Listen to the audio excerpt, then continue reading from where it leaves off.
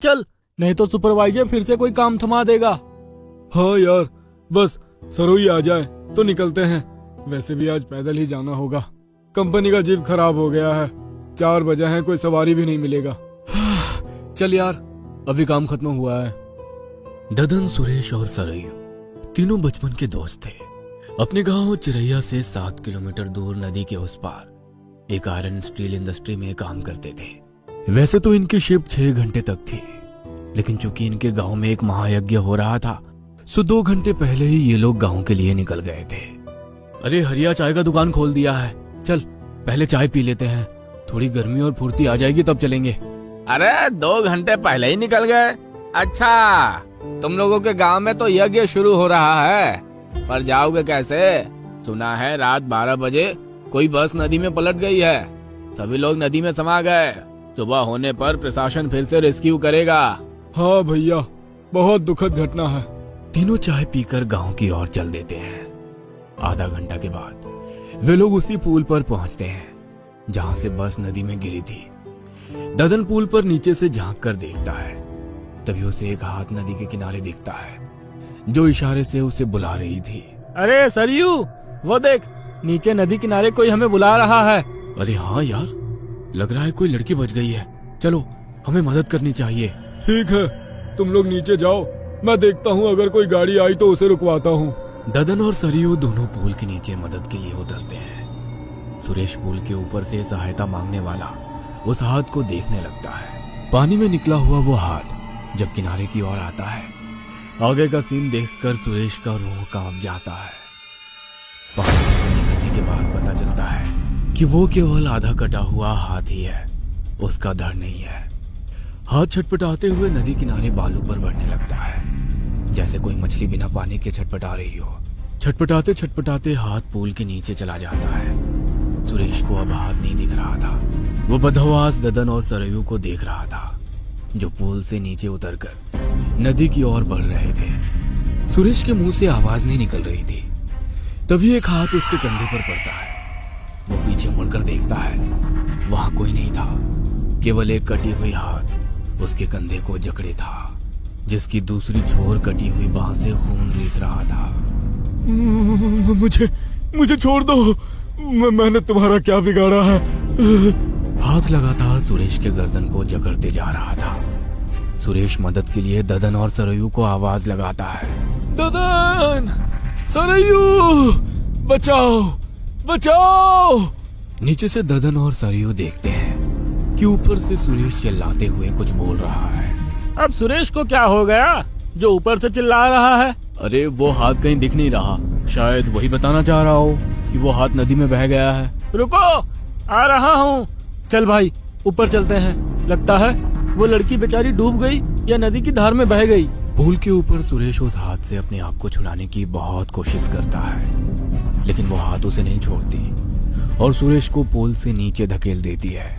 ददन, सरयू, बचाओ। ददन, तुमने सुरेश की आवाज सुनी क्या? हाँ, लगता है सुरेश कोई मुसीबत में है। अरे सुरेश, कहाँ चला गया? सुरेश, सुरेश! अभी तो उसकी आवाज यहीं से आई थी। सुरेश! ओह नो, वो देखो, नदी में लगता है सुरेश ही बहा जा रहा है। नहीं, ये नहीं हो सकता मेरे दोस्त। तुम्हारे घर में मैं क्या जवाब दूंगा? सुरेश! लेकिन वो गिरा कैसे? शायद वो झुककर हमें देखने की कोशिश कर रहा होगा। दोनों वहां से रोते हुए गांव की ओर चल देते हैं। दोनों आहिस्ता आहिस्ता चल रहे थे, मानो उनके पैर जाम हो गए हो, एकदम चुपचाप। बस सुरेश की यादें लिए दोनों चले जा रहे थे। इतने में लगा कि झाड़ी के पीछे उनके साथ कोई चल रहा है। सरयू एकदम रुककर झाड़ी में कुछ देखने की कोशिश करता है। क्या हुआ सरयू, तुम्हें भी झाड़ी के पीछे किसी के चलने का एहसास हुआ क्या? हाँ, अभी अभी मुझे कुछ आवाज हुआ कि झाड़ी के पीछे कोई है। देखो, जैसे ही हम रुके उधर भी खरखराहट बंद हो गई। सही कह रहे हो भाई, हो ना हो कुछ तो है जो हमारा पीछा कर रहा है। मुझे तो अब डर लग रहा है भाई, पहले वो नदी में हाथ दिखना, फिर नीचे जाने पर हाथ ना होना, और फिर सुरेश की पुल से दर्दनाक गिरकर मौत, और अब ये कुछ ना कुछ तो जरूर है। ऐसा मत बोल यार, मुझे डर लग रहा है। चल तेजी से, 3 किलोमीटर दूर है अपना गांव। एक बार अपने गांव चिरैया पहुंच जाए बस। दोनों तेजी से अपने गांव की ओर चलने लगते हैं। तभी सड़क पर पड़ी एक साइकिल की ट्यूब से सरयू का पैर उलझ जाता है। सरयू डर के मारे चीख उठता है। पकड़ लिया, मेरा पैर किसी ने पकड़ लिया। ददन बचाओ। भूत पिशाच निकट नहीं आवे, महावीर जब नाम सुनावे। अबे भूत मेरा पैर पकड़े हुए हैं और तू भागा जा रहा है। भाई जान हमें भी प्यारी है, बजरंग बली का नाम लेकर पैर छुड़ाकर भाग ले।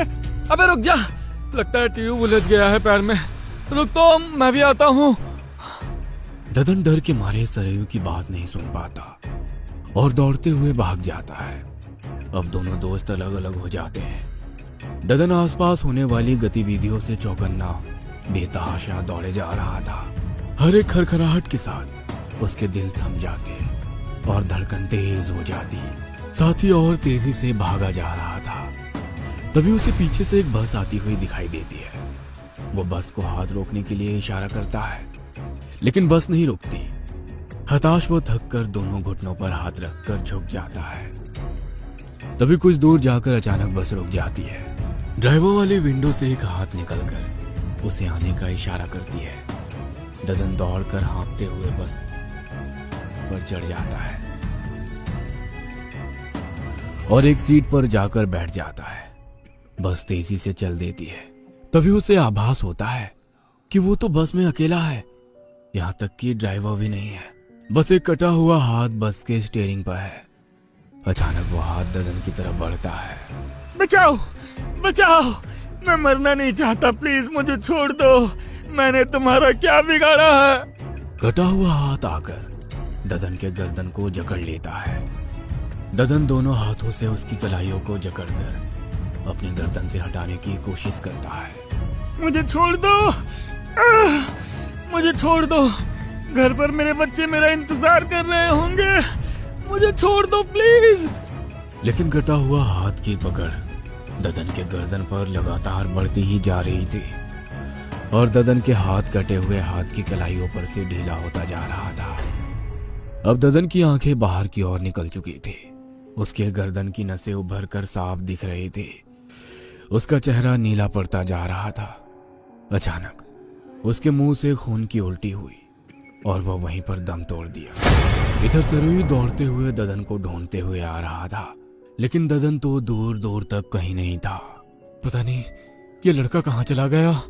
कम से कम दुख में तो साथ खड़ा रहना चाहिए था, डरपोक कहीं का। तभी सरयू को वही बस दिखाई देता है। जब वो पास पहुंचता है तो बस स्टार्ट होकर आगे बढ़ जाती है। रोको रोको, अब दम निकल जाएगा। तभी ठीक उसी तरह बस कुछ देर तक आगे जाकर रुक जाती है और ड्राइवर की खिड़की से एक हाथ आगे आने का इशारा करता है। सरयू दौड़कर बस पर चढ़ जाता है। बस तुरंत अपनी रफ्तार पकड़ लेती है। अरे ड्राइवर भैया, थोड़ा धीरे चलाओ। यहाँ 5 मिनट की दूरी पर हमारे गांव चिरैया में रोक देना है। अरे गाड़ी मोड़कर पीछे क्यों ले जा रहे हो? तभी सरयू का ध्यान बस में जाता है। पूरी बस खाली थी, बस में कोई नहीं था। जब ड्राइवर की ओर देखा तो सरयू के होश उड़ गए। बस बिना ड्राइवर के ही रफ्तार से भागी जा रही थी।